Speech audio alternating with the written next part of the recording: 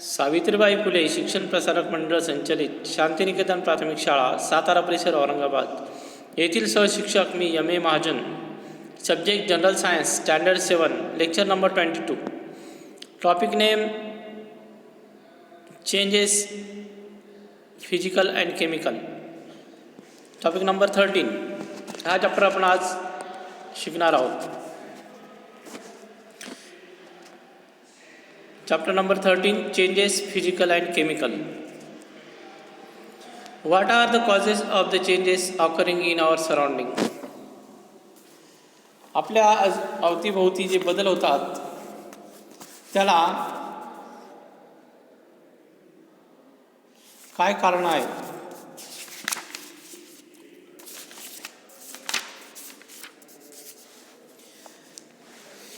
When there is a change in the structure and state of the substance that surround us, then there are changes caused in the surroundings. There are physical and chemical and biological changes occurring around us. Some of changes are natural while some are man-made.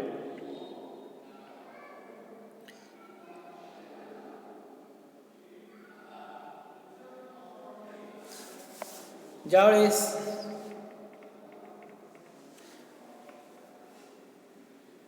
What is meant by man-made changes? Which are these changes? Man-made changes म्हणजे काय आणि ते changes कोणते आहेत?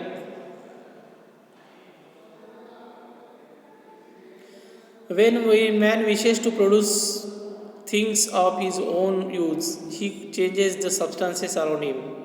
Such changes are called man-made changes. These changes can be physical or chemical changes.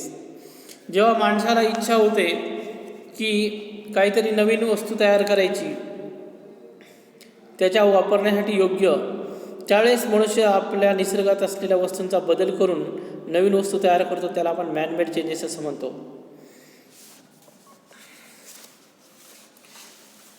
What changes have observe and discuss. Observe and discuss. What changes have taken place in the material seen in the following pictures? What kind of changes are they?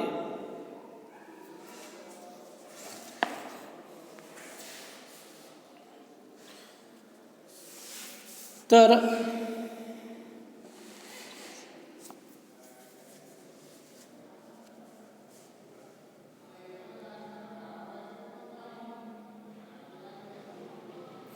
इथं प्रत्येक चित्र दाखवलेलं आहे. त्या चित्रामध्ये बघा, पहिलं चित्रामध्ये दही दाखवलेलं आहे. दह्यापासून ताक तयार झालेलं आहे. दुसरं चित्र जर पाहिलं आपण त्याच्यामध्ये बर्फापासून पाणी तयार होतं आहे.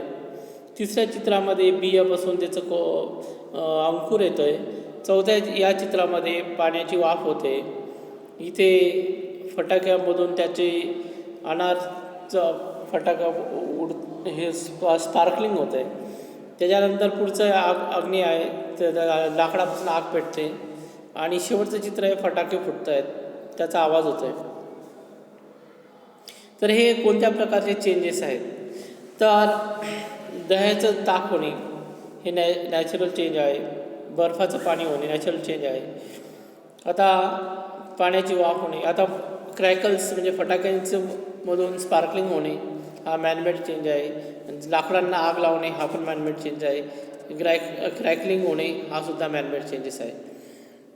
तर हे विविध प्रकारचे चेंजेस इथं आहे. Which points will you consider while classifying the following changes in two groups? Fruit falling from tree, rusting of iron, raining, lighting and electric bulb, cutting vegetables. आपण आता कोणते पॉईंट्स लक्षात घेणार खालील बदल होण्यामध्ये? नॅचरल चेंज आणि man-made. Fruit falling from tree, आता एखादं फळ झाडावरून खाली पडतं हा नॅचरल चेंज आहे. Rusting of iron natural change आहे. रेनिंग पाऊस पडणे नॅचरल चेंज आहे. लाइटनिंग अँड इलेक्ट्रिक बल्ब हा मॅनमेड चेंज आहे. कटिंग व्हेजिटेबल्स मॅनमेड चेंज आहे.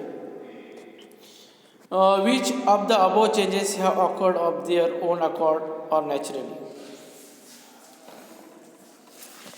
A fruit falling from a tree, rusting iron, raining, etc. changes that takes place naturally. Lightning and electric bulb and cutting vegetable are man-made changes. म्हणजे काही changes हे natural आहे तर काही manmade changes आहे. We have previously studied some example of changes. आपण मागे काही चेंजेसचे काही बदल शिकलेलो आहोत. Changes like the ripening of fruit, spoiling of milk occur naturally. These are called natural changes. म्हणजेच बघा, एखादं फ्रूट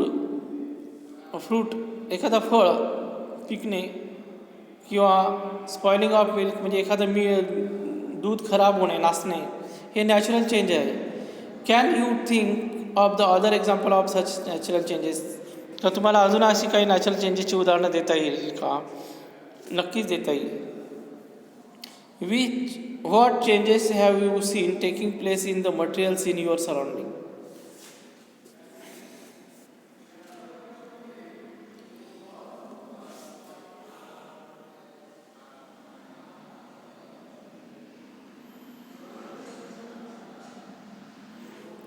तुमच्या अवतीभोवतीच्या पदार्थ मटेरियलमध्ये कोणते चेंजेस झाल्याचं तुम्हाला दिसून येतं?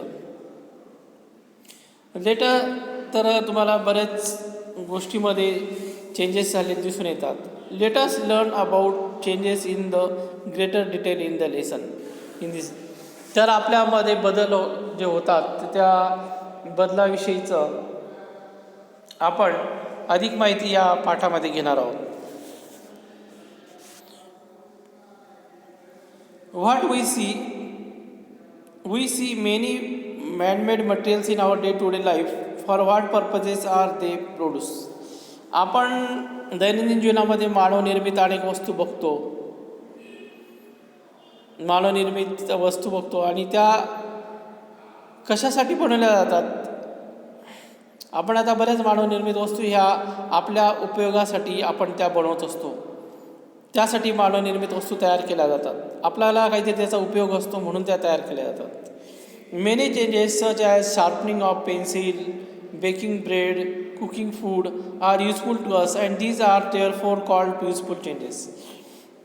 आता बघा, आपल्याला ज्या काही वस्तू उपयोगाच्या असतात म्हणून त्या आपण तयार करतो. जसं पेन्सिलचं टोक शार्पन करणे हे आपण का करतो? कारण ते आपल्या उपयोगाचं आहे. आपण ब्रेड का तयार करतो? कारण ब्रेड आपल्याला खाण्यासाठी तयार करायचा म्हणून तो तयार करतो. किंवा आपण अन्न शिजवतो का शिजवतो?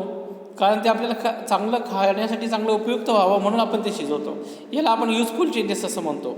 The changes that are not useful or changes that do not do us harm are called harmful changes. परंतु असे चेंजेस की जे आपल्या उपयोगाचे नाही, आपल्यासाठी ते अपायकारक आहेत, अशा चेंजेसला आपण हार्मफुल चेंजेस असं म्हणतो. Use your brain power. What kind of change is the falling of tree in a storm? तर वादळामध्ये एखादं झाड खाली पडणे हा कोणत्या प्रकारचा बदल असू शकतो? The falling of tree in a storm is a natural change. म्हणजे एखादं झाड पडणे हा natural. What kind of change is the conversion of milk into curd? दुधाचे दही होणे हा कोणत्या प्रकारचा बदल आहे? Change is the conversion of milk into curd is natural chemical change. हा नॅचरल केमिकल चेंज आहे, म्हणजे नैसर्गिक रासायनिक बदल आहे. Think about it. You can now classify the natural and man-made changes you have listed as useful and harmful changes. तर तुम्ही नैसर्गिक आणि मानवनिर्मित बदल यांना चेंजेस यू हॅव, त्याला आपण युजफुल चेंजेस आणि हार्मफुल चेंजेस म्हणून यामध्ये बदल असं वर्गीकरण त्याचं करू शकतो का? असं करू शकतो का? So far we have studied certain types of changes. What can you tell about two of these, namely bursting of balloon and ripening of fruit from the point of view of their duration, that is the time they take to happen. तर बघा आता आपण natural आणि man-made चेंजेसमध्ये useful change आणि harmful change असं त्याचं वर्गीकरण करू शकतो. त्यानंतर आपण जर पाहिलं तर आता बस्टिंग ऑफ बलून म्हणजे फुगा फुटणे आणि फ्रूट खराब होणे. तर याच्या हे जे चेंजेस आहे याला काहीला वेळ लागतो. आता फुगा फुटणे ही पटकन होणारी गोष्ट आहे, पण फ्रूट खराब होणे याला वेळ लागतो. तर याच्यावर आपण त्याचे कोणते दोन प्रकारचे बदल निर्माण करू शकतो. Duration of the bursting of balloon is far shorter than that of ripening of fruit. Changes that takes place in short period of time are called fast or quick changes, while the changes that take place over a long period of time are called slow changes. तर बघा जे बदल पटकन होतात त्याला आपण fast किंवा quick change असं म्हणतो. तर जे बदल हळूहळू होतात त्याला आपण स्लो चेंज असं म्हणतो. म्हणून चेंजेसचे स्लो आणि फास्ट चेंज असं दोन क्लासिफिकेशन होऊ शकतं. Use your brain power. Give some example of fast and slow changes that occur in the surrounding. हळू आणि जलद गतीने होणारे बदल याचे जे चेंजेस आहे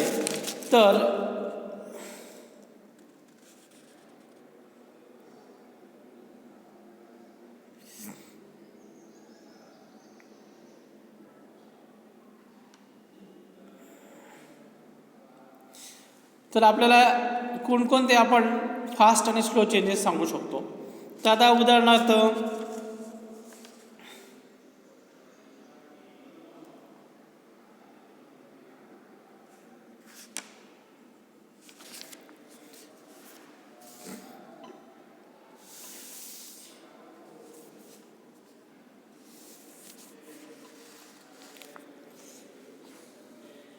आपण आता एखादा समजा दूध आणि याचा चहा बनवण्यासाठी वेळ लागतो, म्हणून तो आपण थोडा स्लो चेंज बघूया. आणि फास्ट चेंज म्हणजे आपण जर एखादं पाण्यामध्ये साखर विरघळणे हा सुद्धा स्लो चेंज आहे. पण असे फास्ट चेंजसुद्धा आपण फटाके फुटणे, एकदम क्विक फटाका फुटणे वगैरे याला फास्ट चेंज असं म्हणतो. तर बघा इथं पुढे दिलेलं आहे हॅव सम फन. आता इथं तुम्हाला काही प्रयोग करायला दिलेला. Piece of apparatus, piece of glass, bangles, candle, match box etcetera.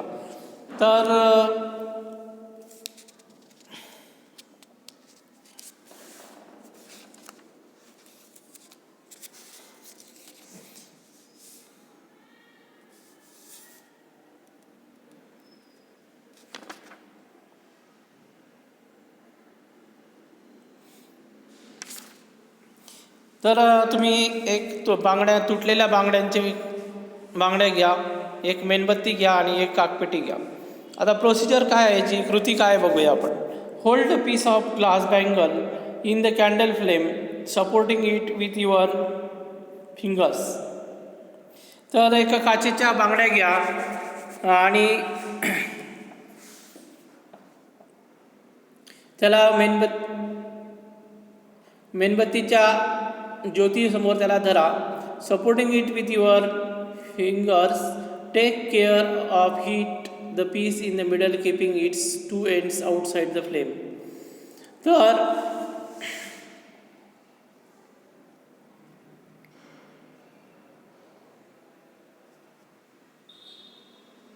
तर त्याचे दोन्ही टोकं दूर राहतील याचं लक्ष घ्या आणि observe it as the middle gets heated and become soft. Two ends outside the flame, pressure on its ends. In this way bring the two ends together and let the piece cool. आता बघा तुम्हाला बांगड्या घ्यायची, बांगड्याचा तुटलेला भाग घ्याय, एका बांगडीचे दोन तुटलेले भाग घ्यायचे आणि त्याचे जे सेंटरला आहे त्याला मेणबत्तीने गरम करायचं, म्हणजे ते वितळेल. आणि वितळल्यानंतर तुम्ही ती बांगडी चे दोन टोकं जवळ घेऊन तिला तिच्यामध्ये दुसरी बांगडी गुंतवून अशा प्रकारे आपल्याला तोरण तयार करायचं बांगड्यांचं. तर the toran can be made by linking such pieces with each other, make such torans of different patterns and colours and decorate your class and home.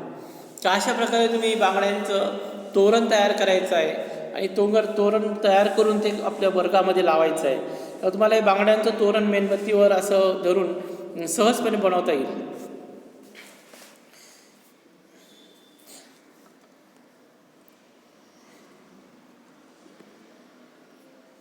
You made a link from the glass piece. How will you change the shape of the link to give it original shape?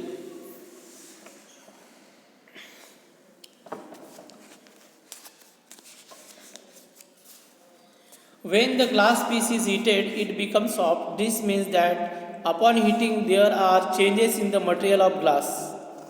If this piece has to be brought back to its original form, it will be reheated, and again after applying mild pressure, the glass piece can be strengthened.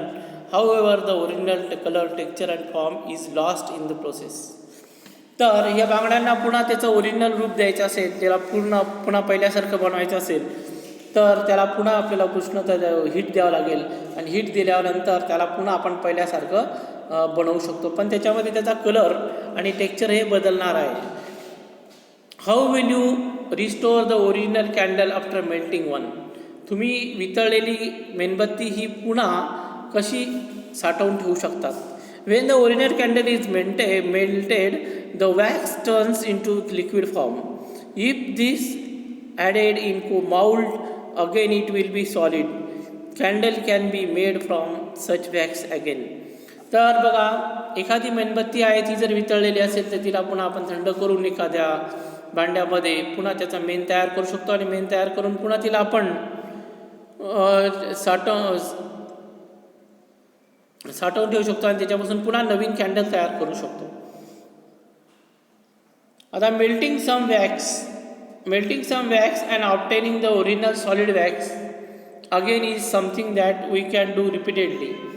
The changes that can occur in forward and reverse direction again and again are called reversible changes.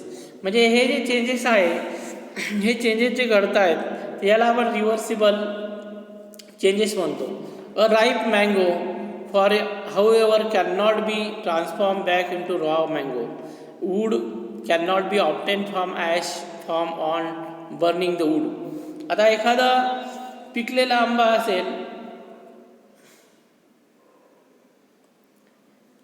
तर तो पिकलेला आंबा पुन्हा आपण पूर्वस्थितीत कच्च्या आंब्यामध्ये त्याला transform करू शकत नाही. तर एखादा लाकूड असेल त्याला जाळलं तर त्याच्यापासून राख तयार होते, ॲश तयार होते. ही राख ॲश तयार झालेली आहे, हिला पुन्हा आपण लाकूड बनवू शकत नाही. तर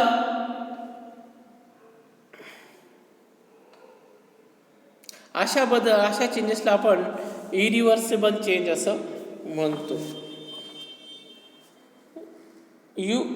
can you tell what comes after day time. Day time नंतर काय होते? Night time. What is the next stage after sunset. What comes after high tide in the sea, low tide. Use your brain power. What meant by irreversible change, give some examples. आता irreversible change म्हणजे काय त्याचं example द्यायचं आहे. तर the changes that can never occur back in the reverse direction again R irreversible changes. म्हणजे जे changes जे पुन्हा होऊ शकत नाही डबल बॅकमध्ये, परत त्याची पुनरावृत्ती होऊ शकत नाही, अशा चेंजेसला आपण इरिव्हर्सिबल चेंज म्हणतो. आता 4th नंबरचा इथं क्वेश्चन दिलेला बघा. A bird sitting on a tree flies away. हा क्विक चेंज. फ्लुडिंग पूर येणे.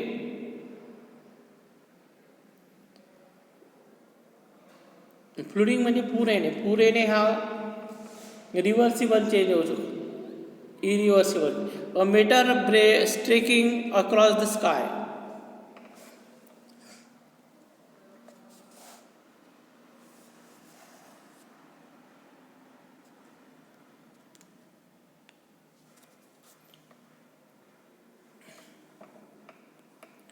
On considering the above example, we find that some changes occur again and again after definite interval of time.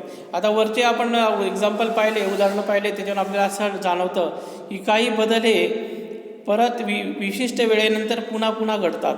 Such changes are called periodic changes. तर अशा बदलांना आपण periodic changes असं म्हणतो. On the other hand, it can not be said that for sure when certain changes will recur after one occurrence. Even if they recur, the time interval is not fixed. Such changes are called non-periodic changes. तर हे जे changes आहे, बदल आहे, त्याला non periodic changes असं म्हणतात.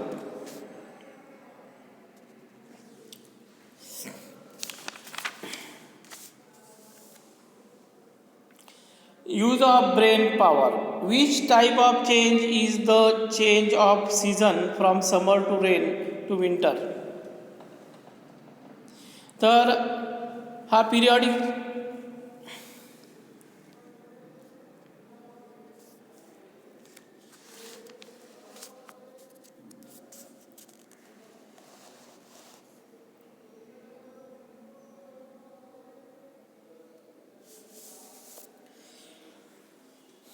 Which hands of clock show periodic changes from 6 am to 6 pm? How many times?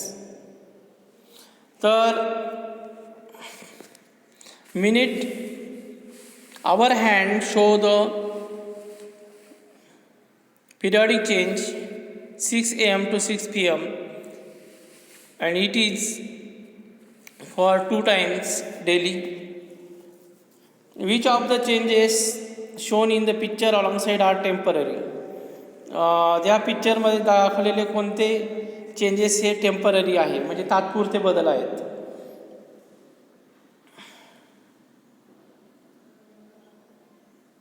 Which of the changes are permanent? म्हणजे कायमस्वरूपी बदल कोणते आहेत?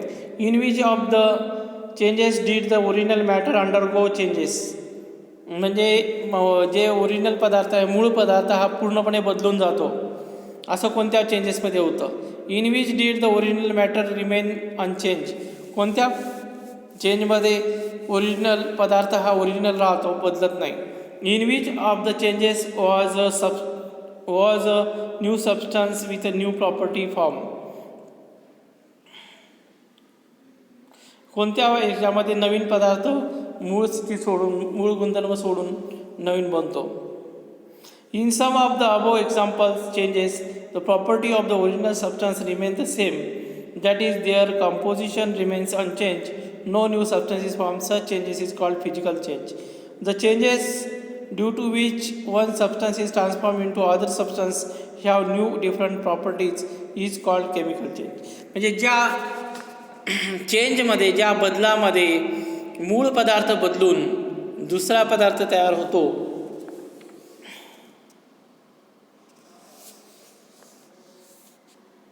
नवीन पदार्थ तयार होतो, त्याला केमिकल चेंज म्हणतात. आणि ज्या बदलामध्ये नवीन पदार्थ तयार होत नाही त्याला आपण फिजिकल चेंज असं म्हणतो. ज्यामध्ये नवीन पदार्थ तयार होत नाही तो फिजिकल चेंज असतो. आता बघा, याच्यामध्ये बाजूला चित्र दाखवलेलं आहे. याच्यामध्ये ripening of raw mango is ripening, म्हणजे जो कच्चा आंबा आहे तो पिकलो आहे इथं. त्याच्यानंतर दुसरं आहे oven Petri plate is shown with iron filling, bits of paper and pins. तर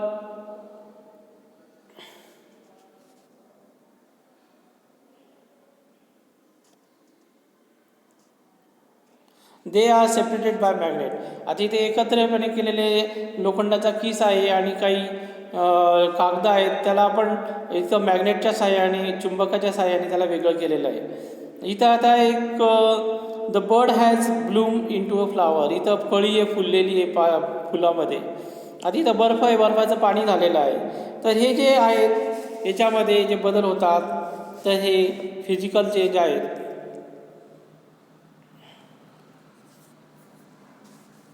आता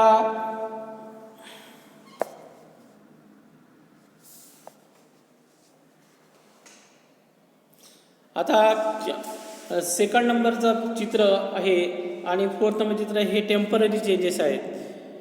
तर 1 आणि 3 पहिलं हे मँगोचं चित्र आणि हे फ्लावर तयार झालं हे चित्र हे परमनंट चेंजेस आहे.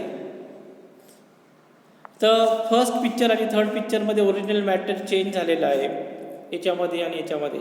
त्याच्यानंतर आपण जर पाहिलं तर in second and fourth original matter unchange. Second आणि फोर्थमध्ये ओरिजिनल मॅटर अनचेंज आहे. In which of the changes was new substance with new property formed? Picture 1, the new substance is formed. The raw mango and ripening mango will show different chemical constituents. म्हणजे पिकलेला आंबा आणि कच्चा आंबा यांच्यामध्ये chemical changes आपल्याला दिसून येतात. तर अशा प्रकारे इथं केमिकल चेंज आणि फिजिकल चेंज आपल्याला दिसून येतात.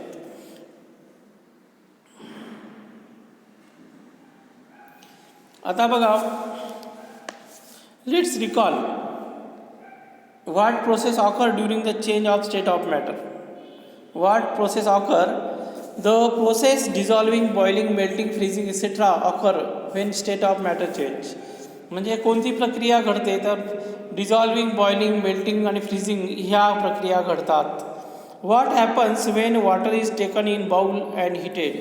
जेव्हा पाणी हे आपण बाउलमध्ये घेतलं आणि त्याला उष्णता दिली तर काय होतं? When water is taken in bowl and heated starts evaporating and its vapour is form. त्याच्या बाष्पीभवन होतं आणि त्याचे वाफ त्या बाहेर पडते. The process of formation of vapour from liquid is called evaporation.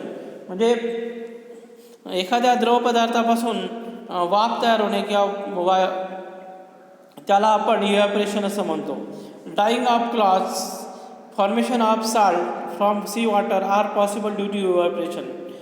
तर कपडे वाळणे किंवा मीठ, समुद्रातल्या पाण्यापासून मीठ तयार करणे हे इव्हॅपोरेशनमुळे शक्य होतं. We have studied some processes that are a part of water cycle. आपण काही प्रक्रिया पाहिलेल्या आहे त्या जलचक्राच्या प्रक्रिया आहे. Which are these process? त्या प्रक्रिया कोणत्या आहे? Do the original properties of water change during the processes?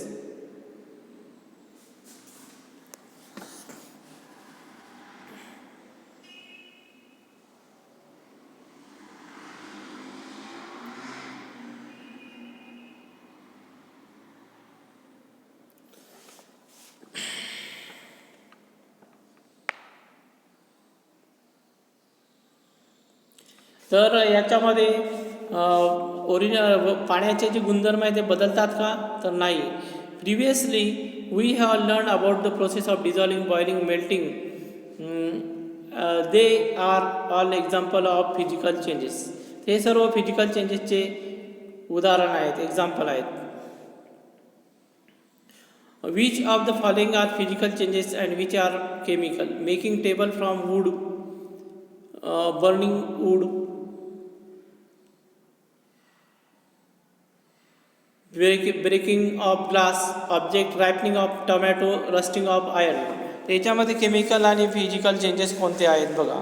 Making a table हा फिजिकल चेंज आहे. Burning wood is a chemical change. Breaking of glass is a physical change. Ripening of tomato is a chemical change. Rusting of iron is a chemical change. आता try this, एक प्रयोग करायचा आहे. Evaporating dish, sugar burner, tripod etcetera. आता आपण इथं एक dish घ्यायची आहे, साखर घ्यायची आहे, बर्नर म्हणजे गॅस पाहिजे आणि त्याच्यानंतर आपल्याला एक टिपाई पाहिजे म्हणजे जेव्हा स्टँड पाहिजे त्यावर ठेवायला. प्रोसिजर, कृती काय बघा प्रयोगाची. Take some sugar in a evaporating dish. थोडी साखर घ्या एका डिशमध्ये. Place the dish on the tripod and heat it. तर ती डिश याच्यावर घ्या, स्टँडवर ठेवा आणि observe the changes taking place in the sugar.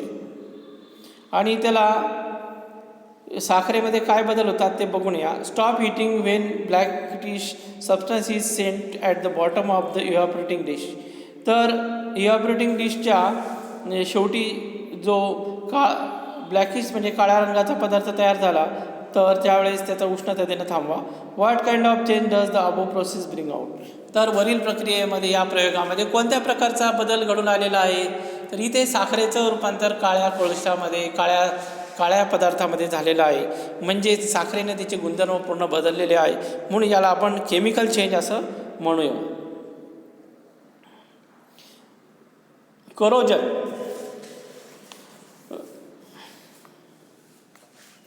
When an iron article, when an iron rust, a reddish brown layer form on it.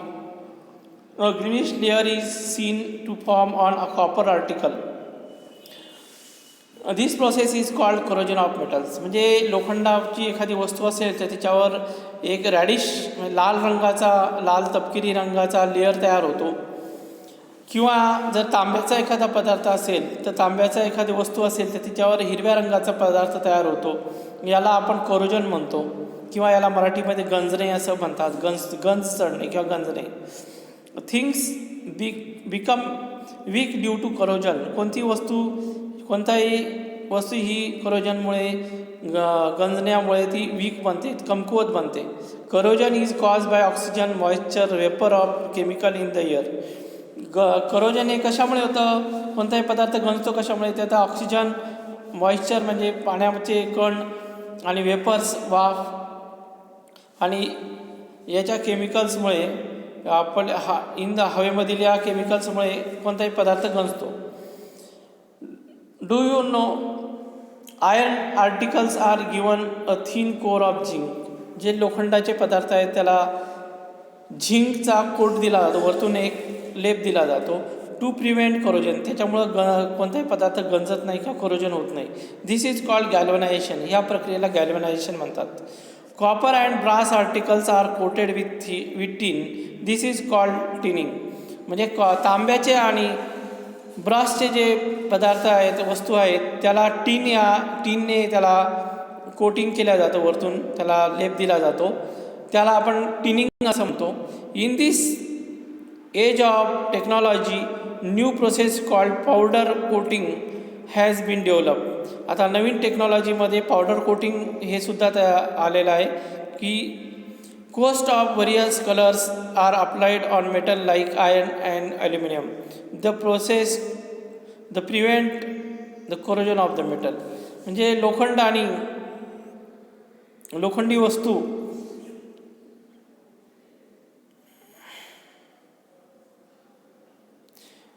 Aluminium, लोखंड यासारख्या मेटलच्या वस्तूवर पावडरची कोटिंग केल्या जाते. त्याला आपण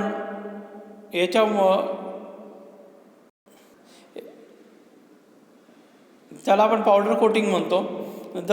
त्याच्यामुळे कोणताही पदार्थ गंजत नाही. आता always remember while classifying changes we take in to account only one criteria. ज्यावेळेस आपल्याला कोणताही बदल वर्गीकरण करायचं असतं बदलांचं, त्यावेळेस आपण कोणतरी एक क्रायटेरिया लक्षात घ्यायला पाहिजे. However a number of different criteria can be applied to the same change. आपण एखाद्या बदलाला आपण विविध प्रकारचे बदलमध्ये वर्गीकरण त्याचं करू शकतो. आता बघा इथं काही एक्सरसाइज दिलेली आपल्याला, प्रश्न उत्तर सोडवायला दिलेले, तर ते बघूया. Distinguish between the following. आता खालील याच्यामध्ये डिस्टिंग्विश करायचं आहे फिजिकल चेंज आणि केमिकल चेंज. आता फिजिकल चेंज कोणते आणि केमिकल चेंज कोणते याच्यामध्ये डिस्टिंग्विश करायचं आहे. बघा, properties of original substance remain the same in the physical change. आणि केमिकल चेंजमध्ये काय लिहिणार? The properties of the original substance alter in the chemical change. म्हणजे प्रॉपर्टीज या बदलत नाही फिजिकल चेंजमध्ये आणि केमिकल चेंजमध्ये प्रॉपर्टी बदलतात. The original composition remain unchange. The original composition change म्हणजे ओरिजिनल जे पदार्थ आहे ते बदलत नाही फिजिकलमध्ये आणि ओरिजिनल कंपोजिशन हे केमिकलमध्ये बदलतं. तर the physical changes are reversible. Physical change हे रिव्हर्सिबल असतात, केमिकल चेंज हे इरिव्हर्सिबल असतात. फिजिकल चेंजचे उदाहरण म्हणजे इव्हॅपोरेशन, बॉइलिंग, डिसोल्युशन. आणि केमिकल चेंज म्हणजे फोटोसिंथेसिस, कोरोजन वगैरे. आता अशा प्रकारे तिथं तुम्हाला पिरियडिक चेंज आणि नॉन पिरियडिक चेंज यातील बदल सांगितलेला आहे. Changes occurring again and again after definite interval of time are called periodic change. आणि नॉन पिरियडिक चेंजमध्ये काय लिहिणार? Change not occurring again and again after definite interval of time are called non periodic change. आता there is a constancy in periodic change, there is no constancy in periodic change. आता periodic चेंजचे उदाहरणं कोणते? High and low tide of sea, movement of hand clock. आणि non periodic change breaking of storm. आता natural change आणि manmade change कोणते आहेत बघा. Natural change, the change occurring automatically by natural clue cause is called natural change. तर manmade change कोणता आहे मग? The change induced by man are called manmade change. आता बघा नॅचरल चेंजमध्ये काय आहे, most of the natural events are the example of natural change. आणि मॅनमेड चेंजमध्ये manmade change are due to the man's wish to satisfy his needs. आता natural change म्हणजे ripening of fruit आणि मॅनमेड चेंज म्हणजे cutting down the fruit, cutting down the trees. तर अशा प्रकारे आपण इथे डिफरन्स पाहिलेला आहे. आता पुढचा प्रश्न आहे, under which different types can be following changes classified. तर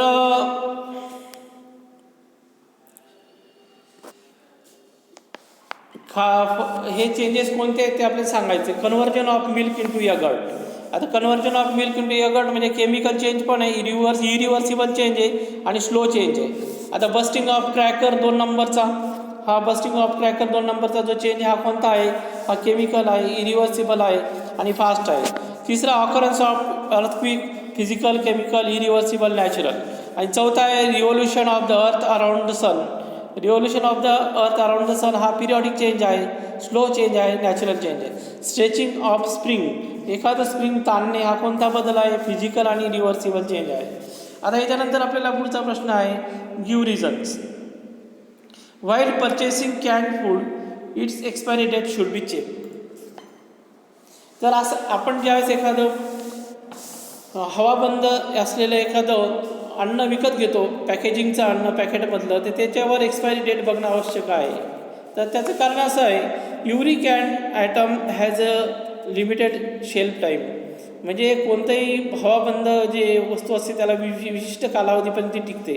दिस is the time limit during which food item is safe to eat. तर हा जो टाईम आहे हा food item, this mention on the can. त्याच्या कॅनवर कोणत्याही त्या कॅनवर तिथं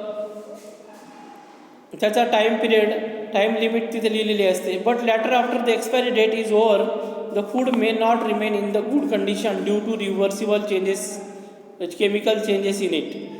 तर एक्सपायरी डेट नंतर त्यामध्ये असलेलं अन्न, त्या कॅनमध्ये असलेलं अन्न ते चांगल्या कंडिशनमध्ये राहत नाही आणि ते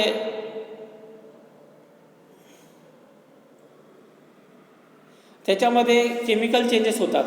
consuming which such items can harm our health. असे जर अन्न आपण खाल्लं तर अशा कॅनमधलं एक्सपायरी डेट झालेलं अन्न आपण खाल्लं तर आपल्या आरोग्याला त्यामुळे धोका पोचू शकतो.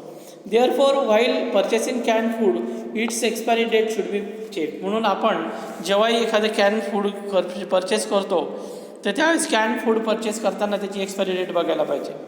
सेकंड रिझन, दुसरा बी आहे, बी नंबरचं, and iron article should be given a coat of paint. आता आयर्न आर्टिकलला पेंट का दिला पाहिजे? And iron article rust naturally which is called corrosion.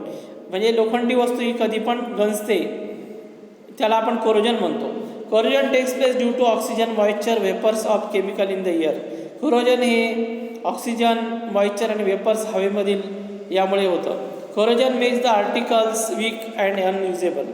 कोरोजनमुळे कोणतेही आर्टिकल म्हणजे वस्तू या खराब होतात आणि त्या निरुपयोगी होतात. Therefore to keep the iron articles in better condition it should be given a coat of paint. म्हणजे कोणत्याही लोखंडाच्या वस्तू जर आपल्या चांगल्या कंडिशनमध्ये ठेवायच्या असतील तर त्याला आपण पेंट देणं आवश्यक आहे. आता तिसरा आहे, a wooden article should be polish. म्हणजे लाकडी वस्तू आपण तिला पॉलिश केलं पाहिजे. A wooden is an organic substance that is affected by termites or fungus. म्हणजे वूड म्हणजे लाकूड हा एक असा ऑर्गॅनिक सबस्टन्स आहे की ज्याला कोणत्याही फंगस वगैरे याच्यामुळे अफेक्ट होतो, ज्यावर परिणाम होतो.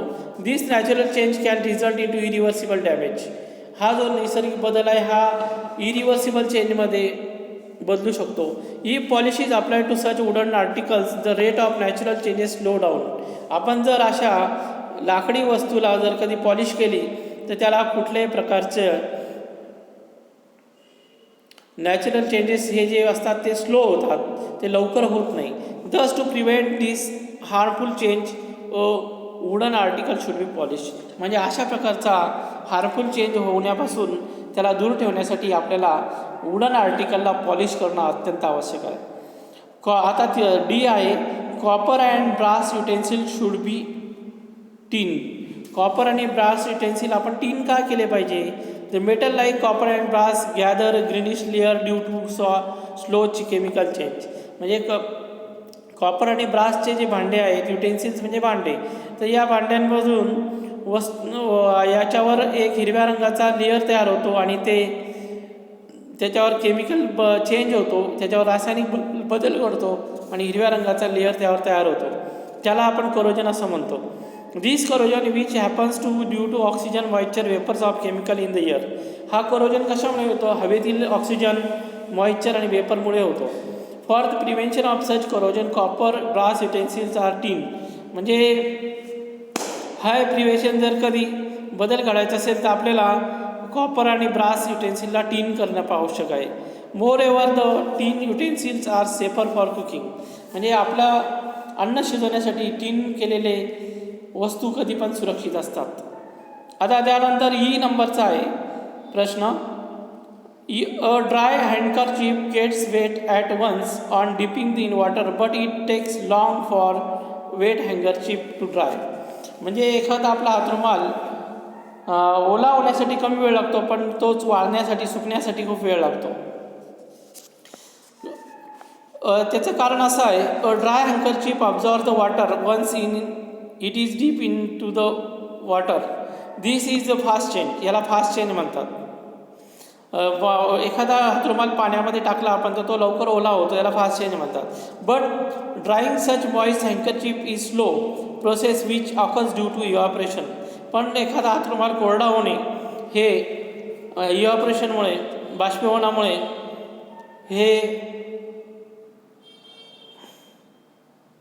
हा स्लो चेंज आहे. Evaporation is physical change which depends upon atmospheric temperature and humidity.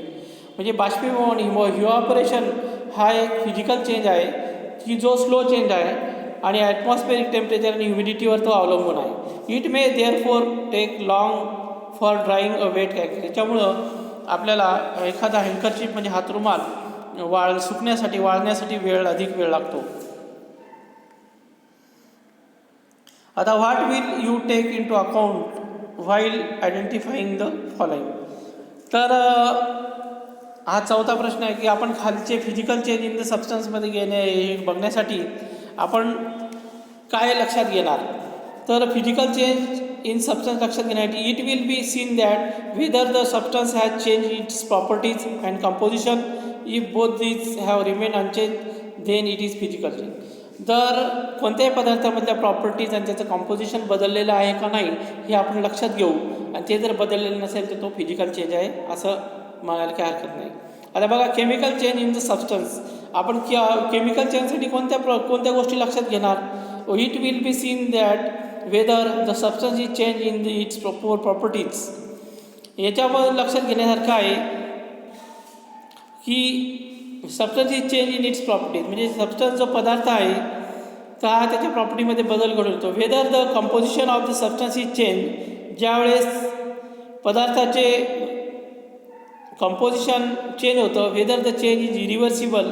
If all the changes are taking place then it will be chemical change. ज्यावेळेस पदार्थातलं त्याचं जे कंपोजिशन आहे ते बदलतं आणि ते इरिव्हर्सिबल असतं तर त्यावेळेस त्याला केमिकल चेंज म्हणतो. जसं आपण दुधाचे दही बनणे या असं एक्झाम्पल त्याला देऊ शकतो. आता पुढचा प्रश्न आहे, read the paragraph and note down the various types of changes it mentions. तर हा पॅरेग्राफ वाचायचा आहे आणि कोणते कोणते बदल त्याच्यामध्ये झालेले आहेत ते आपल्याला सांगायचे आहेत.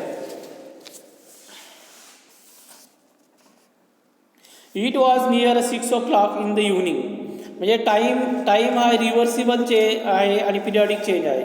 द सन वॉज सिटिंग म्हणजे सनसेट पिरियॉडिक आहे आणि reversible. A breeze was blowing of wind हा फिजिकल आणि नॉन पिरियॉडिक चेंज आहे. Leaves on the tree were shaking हा मोमेंट ड्यू टू विंड याज फिजिकल आणि पिरियडिक चेंज आहे. Sahil was sitting in the courtyard rolling balls of weight soil and shaping them into various toys making toys of soil physical change. Then he felt hungry and went into the house, hunger and periodic. Mother made a dough from wet flour and tried fried purees, flying physical and reversible. While eating hot purees, his attention was drawn outside the window, seeing randomly a non-periodic change आहे. It had started raining. Raining हा physical आहे, periodic if raining is specific season. There was lightning हा physical आहे, chemical आहे आणि fast change आहे. तर याच्यानंतर तुम्हाला प्रोजेक्ट दिलेला आहे बघा शेवटचा. Visit a place where work like powder coating spray painting is done. Make a note of information you obtain. जिथं स्प्रे पेंटिंग पावडर कोटिंग असं चालतं तिथं त्या अशा ठिकाणाला तुम्ही भेट द्या आणि तिथली माहिती तुम्ही जमा करून वहीमध्ये लिहा. तर इथे हा चॅप्टर संपलेला आहे. हा आता याच्यानंतरचा जो लेक्चर आहे तो लेक्चर नंबर 23 आहे, chapter number 14. Topic name is elements compound and mixture. तर हा चॅप्टर आपण पुढील भागामध्ये शिकणार आहोत, पुढील लेक्चरमध्ये शिकणार आहोत. तर thank you, have a nice day. तुम्हाला जर हा व्हिडिओ आवडला असेल तर याला लाईक करा. आमचं चॅनल तुम्ही सबस्क्राईब करू शकता.